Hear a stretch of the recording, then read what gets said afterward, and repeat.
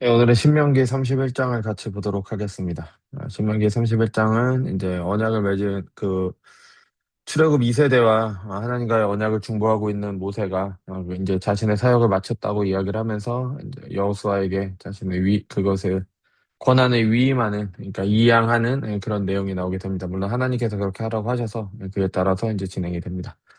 또 모세가 가서 온 이스라엘에게 이 말씀을 전하여, 그러니까 모세 이 말씀은 이제 율법이라기보다는 이제 모세의 마지막 임무, 그러니까 여호수아에게 이제 리더십을 넘기는 것에 대해서 이야기를 하고 있습니다. 그들에게 이르되 이제 내가 나이 120세라 더 이상 출입을 하지 못하겠고 여호와께서도 내게 이르시기를 너는 이 요단을 건너지 못하리라 하셨느니라. 이 모세의 나이가 120인데 모세의 일생은 세 부분으로 나눌 수가 있죠. 처음에 40세까지는 애굽에서 왕자로 있었죠.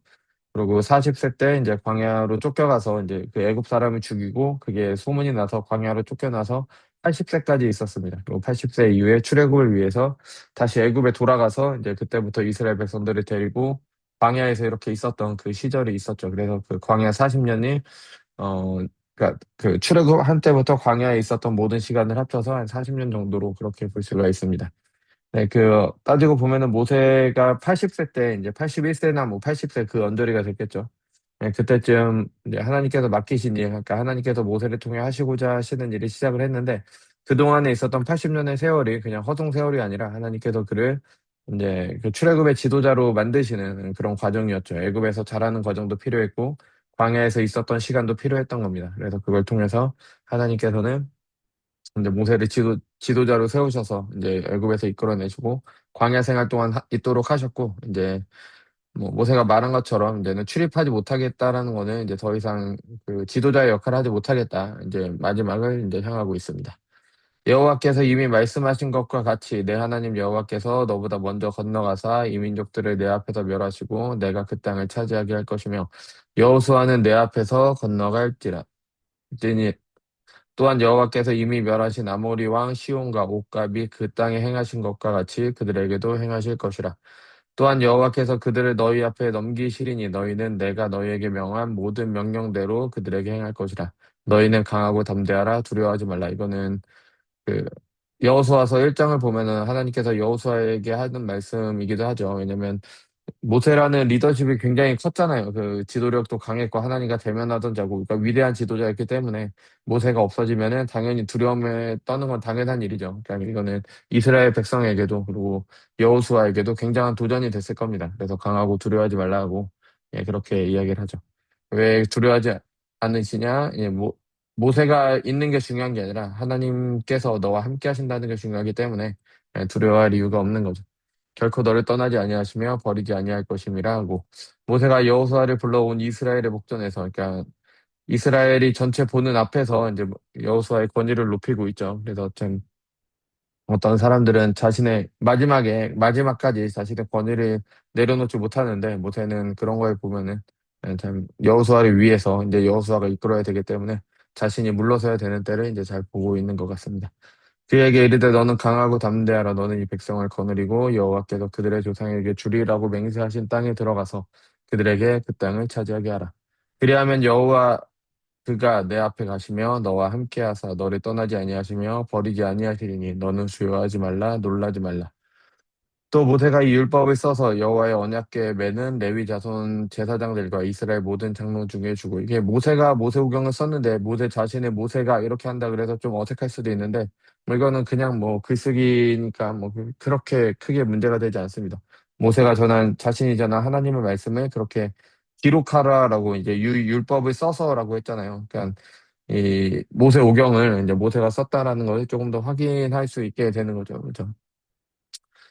예, 그래서 모세가 그들에게 명령하여 이르기를 매 7년 끝에 곧 면제년의 초막절에, 그러니까 매 7년은 안식년이죠. 그러니까 땅을 쉬게 하기 위해서 일을 쉽니다. 그렇기 때문에 시간이 많죠. 그러니까 그때 이 율법서를 다시 한번 낭독하게 되는 거죠. 그러니까 언약에 대해 읽음으로 그것을 기억하도록 하기 위해서 이런 해가 필요했던 거죠. 그러니까 안식일도 같은 의미입니다. 그러니까 우리가 지키는 주일도 다른 일을 치면서 하나님을 예배하고 하나님을 배우는 시간을 가져야 되는 거죠. 왜냐면 그 시간이 없다면은 우리가 하나님을 잊을 수밖에 없죠. 그러니까 사람들이 살아가면서 하나님을 잊게 되는 이유는 가장 그 가장 가까운 이유는 뭐냐면은 주일에 제대로 하나님을 배우지 않기 때문에 그렇습니다. 주일에 하나님을 제대로 묵상하지 않고 하나님을 제대로 예배하지 않기 때문에 살아가면서 하나님을 잊을 수밖에 없게 되는 거죠. 당연하죠.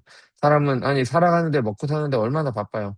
그 바쁜 일을 생각하다 보면은 당연히 그럴 수밖에 없는 겁니다. 뭐, 하나님을 기억하는 사람들이 조금 더 뭐, 더 영적이고 뭐, 그래서 그런 게 아니라 그냥 그 주의를 제대로 안 지키고 그렇게 살아가다 보면 어쩔 수가 없어요. 왜냐면 너무 먹고 사는 게 바쁘니까. 그리고 세상 돌아가는 게 얼마나 바빠요. 해야 될 일도 많고, 그렇죠. 근데 그럼에도 불구하고 그 모든 일을 내려놓고, 하나님을 예배하고, 그 하나님을 배우는 시간을 갖는 그 시간을 통해서 하나님을 다시 한번 기억하고, 어, 하나님과의 언약을 기억하고, 그리스도의 은혜를 기억하는 그런 날이 있어야지 우리가 이 세상에서 우리의 정체성을 잊지 않고 하나님의 백성이라는 정체성을 잊지 않고 살아가게 되는 거죠.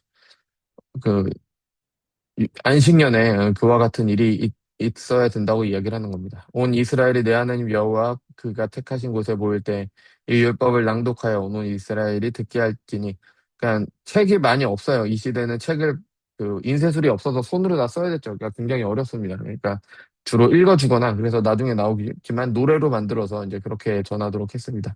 그 백성의 남녀와 어린이와 내 성읍 안에 거류 안에 타국인을 모으고 그들에게 듣고 배우고 내 하나님 여호와를 경외하며 이 율법의 모든 말씀을 지켜 행하게 하고 또 너희가 요단을 건너가서 차지할 땅에 거주할 동안에 이 말씀을 알지 못하는 그들의 자녀에게 듣고 내 하나님 여호와 경외하기를 배우게 할지니라. 왜냐하면 가나안 땅에 들어가서 제일 중요한 일이 바로 이거이기 때문에 하나님을 경외하기 위해서 하나님 나라를 이루기 위해서 가는 거기 때문에 반드시 해야 되는 거죠. 여호와께서 모세에게 이르시되 내가 죽을 기한이 가까워 왔으니 여호수아를 불러 함께 회막으로 나아오라. 내가 그에게 명령을 내리리라. 모세와 여호수아가 나아가서 회막에 서니 이제 이양이 되는 겁니다. 리더십이. 여호와께서 구름 기둥 가운데서 장막에 나타나시고 구름 기둥은 장막문 위에 머물러 있더라. 또 여호와께서 모세에게 이르시되 너는 내 조상과 함께 누우려니와 이 백성은 그 땅으로 들어가 음란히 그 땅의 이방 신들을 따르며 일어날 것이요 나를 버리고 내가 그들과 맺은 언약을 어길 것이라.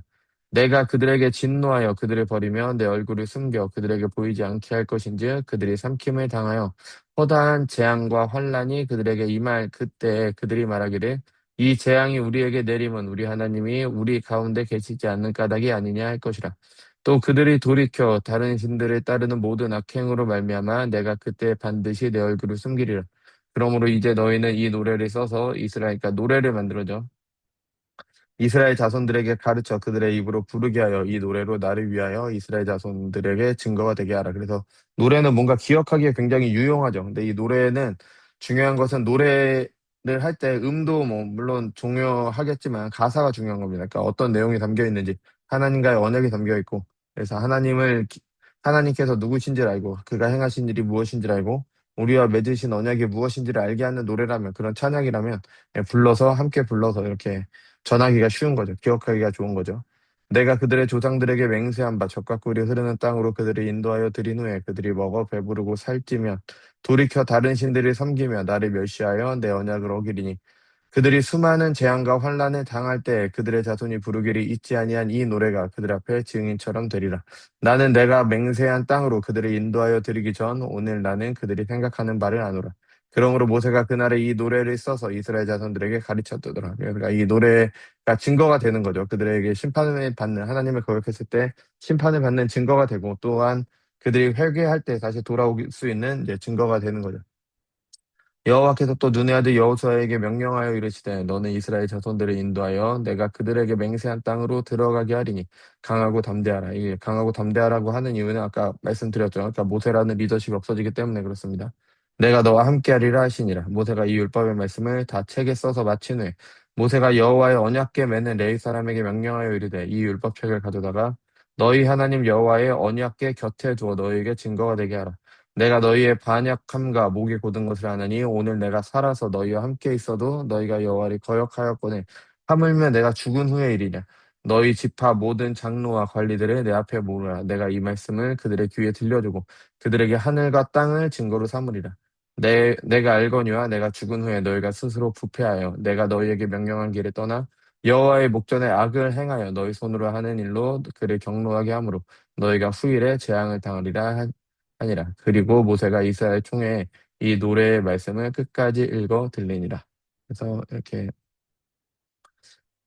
그리고 다음에 이제 32장부터는 이제 모세가 그 이 노래가 무엇인지에 대해서, 그러니까 모세가 들려주는 그 노래가 무엇인지에 대해서 이제 나오게 됩니다. 그래서 하나님께서는 인간의 연약함을 아시기 때문에 계속해서 이제 준비하고 계시죠. 배우고 기억하라. 그래서 그날 쉬면서 그날에 그것을 할 수 있는 날까지 주셨던 거죠. 근데 그럼에도 배교를 하게 되죠, 결국에.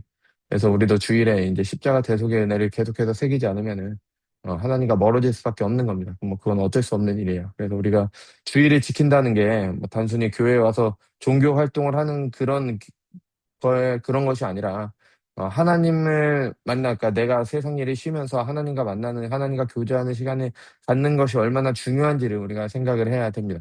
예, 그런 관점에서 주의를 반드시 지켜야 되는 거지.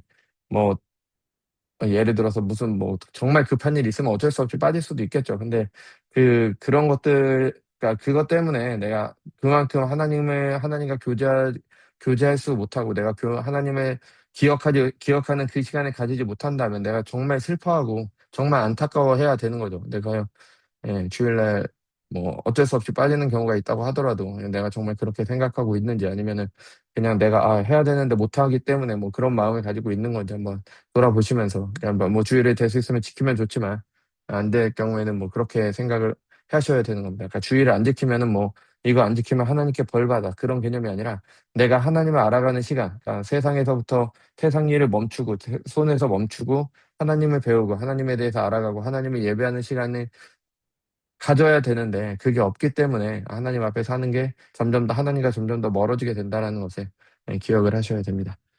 그래서 이것을 기억하시면서 이제 오늘 내용을 읽으시면 좋을 것 같습니다.